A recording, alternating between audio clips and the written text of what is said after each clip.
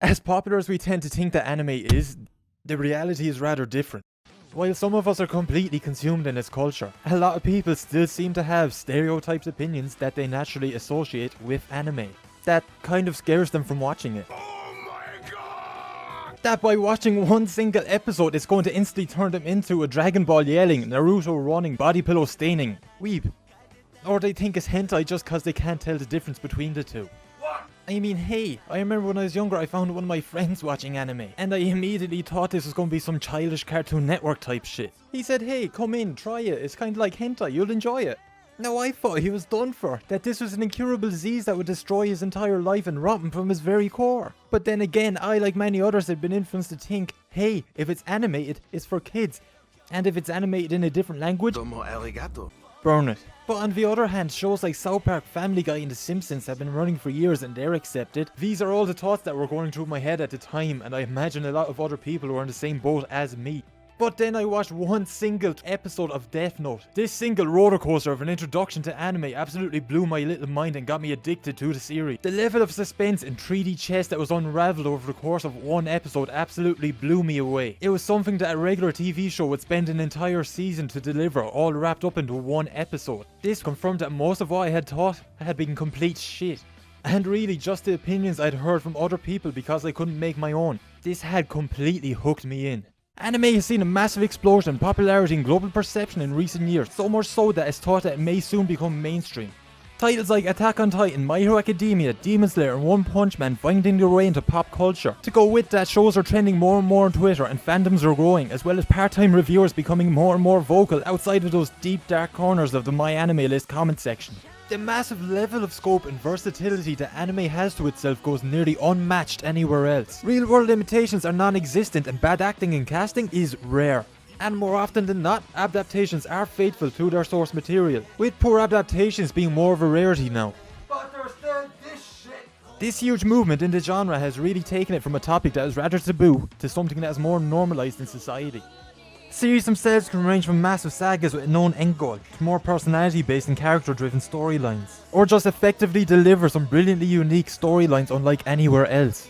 Or maybe a studio is just trying to make as much money as possible off a single series, so they insert as much filler as possible just to delay the inevitable end because they only have 5 minutes of real storyline to go over. When Attack on Titan first made a name for itself, it looked like it had happened. A show that would act as people's gateway drug before fully dosing up on their new addiction. It was the perfect advertisement for anime. It had everything from raw emotion to amazing fights, shock deaths, and was just so different from what anime was at the time that was just looked at differently. And don't forget the music. You just have to look at the effect it had on the industry in the years that followed. Streaming services like Netflix invested heavily, giving it another avenue for growth. But even with all that mainstream support and growth in popularity, it's still not enough for a lot of people to try it, even with these massive companies pushing it. The stigmas that we thought had been forgotten of just never seem to really go away.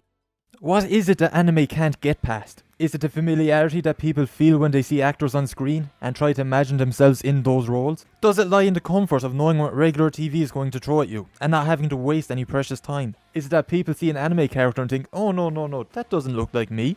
Cause it's definitely not for the plot. Now of course, anime itself isn't immune to the recycled material or over-the-top story writing. We got the heavily recycled brown-haired protagonist on a power trip in another world. And of course One Punch Man that lives entirely for the over-the-top stereotype. But does it so differently it comes off as absolute genius. We've all seen these campaigns behind these TV shows, saying that they're going to deliver impactful and meaningful messages in their narrative, only for it to turn into meme of the week before it disappears from the world and fades from memory, just be replaced by another as forgetful show. What anime can do is it can explore some of the most sensitive topics in our world in a way traditional media just seems to really struggle with. It's like how a Pixar movie is just able to constantly deliver on emotion. Yet when Masashi Kishimoto delivers a story about a young boy who didn't fit into society, and was constantly told he wasn't good enough, it resonated with people. It time and again just delivers these deep and impactful insights on topics from bullying to equality or to loss or just not being good enough. When Naruto is at his lowest, he doesn't choose to remain at the bottom of the pit. He sees that however small it may be, he does have a chance to succeed. Anime lets you grow with the characters through every high point and low point in their lives. These factors really help people relate to stories like Naruto, because it's just done well and it's far more impactful. It resonates with people. It's a story that was made to be the best story it could be.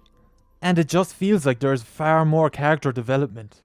Recently, it feels that in TV we're being given these interesting topics and situations with tons of potential. But halfway in, it derails and explodes into this massive mess of having to constantly one-up the last crazy thing that happened in it. Going from, hey, I saw you here earlier, to, hey, I've got 5 dead families in my basement and for the life of me, no one can figure it out. It's like the initial idea can only carry on for so long before the writers run out of plot, only to throw in whatever they can to keep the ball rolling. All of this aside, there still seems to be a core fear amongst people, that by viewing anything outside of what is considered normal, they are going to be ostracized and somewhat singled out or looked at in a different light. But let's say for 2 minutes you were to remove all the stigmas and opinions that were attached to anime, or anything else for that matter. Would people still gravitate toward what we currently seeing being most consumed and most popular, or work off these entirely new opinions that are completely void of stigma and stereotype? Would they choose what they want to do or not? I find it fascinating to see how people will without hesitation tune in to watch a scripted and recycled reality TV show format. All because it's what everyone else is talking about right now. It's what's trending on Twitter, it's what's making headlines. So it must be right. The reason why this format has been so successful over the years is because it relies on what human nature wants. Gossip and drama. Oh yeah, let me see who's pissed in the pool today. These shows are edited down to a T in order to keep people hooked and maintain attention. Yearly, these reality shows will suck people into their nets in a barrage of Twitter chaos, social media articles and tabloid headlines. Of course it's going to be so much harder to stay away and try something new, when clips are constantly appearing in your newsfeed keeping people in that show's pseudo ecosystem. Documentaries like The Social Dilemma really highlight how easily our attention can be caught. Why would you try something new when what you know is right in front of you? It's really hard to get away from what you know, especially when it's constantly served up to you. This sort of reasoning is why people are hesitant to try new things, let alone anime. And to not give anything a chance because of the thoughts of others is a bad way to go.